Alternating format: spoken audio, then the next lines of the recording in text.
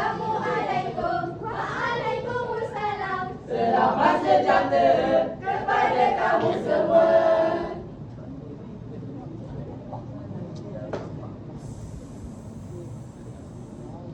Kamu semua tahu tak? Tak tahu.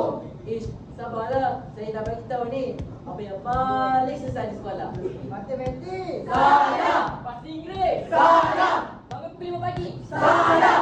Semua itu salah. Yang paling susah ialah Mengalahkan rasa malas. kenapa tak boleh rasa malas? Sebab jangan dulu lelah. Yakin semua indah. Pejamkanlah mata padahal kita berserah. Oh. Kawan-kawan, saya ada pantun. Nak dengar tak? Kenapa tu? Anak rusa bermain di laman, lompat riang di waktu pagi. Disiplin bukan sekadar peraturan, tapi cermin peribadi. Saya pun ada pantun. Kamu semua nak dengar tak? Nak. Ish, malulah saya. Ish, nyampah.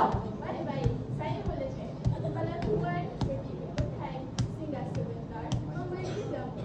Sasiah mulia menjadi idaman. Disiplin menjadi pemacu. Disiplin tu apa? Saya tahu. Disiplin tu bukan hutang, bukan denda dan bukan hukuman. Kawan-kawan, giliran saya bertambah. Disiplin ialah dengar kata cikgu, siapkan kerja sekolah dan mematuhi peraturan sekolah. Kenapa kita perlu berdisiplin? Kerana disiplin datangnya daripada hati, bukan dipaksa tetapi dibina.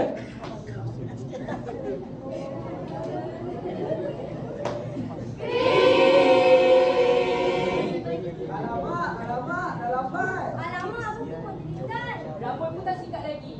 Cikgu Rata. Awak kenapa lambat? Nak cari jalan risik. Cikgu Hamisi, kan meninggalkan saya.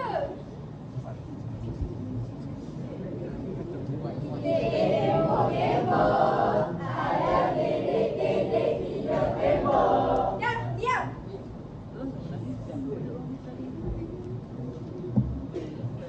Alasan. Padahal datang pun naik kereta. Kawan-kawan, pernahkah kita sedar? Alasan yang kecil boleh menjadi sikap yang besar.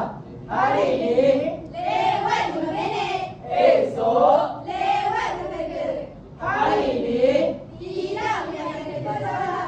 esok. Tidak pada ketika berbeza. Kerana disiplin tidak bermula apabila dewasa.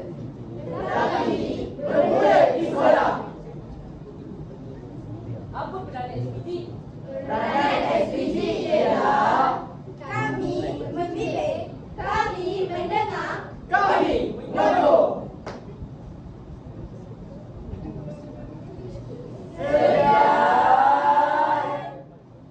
Terima kasih.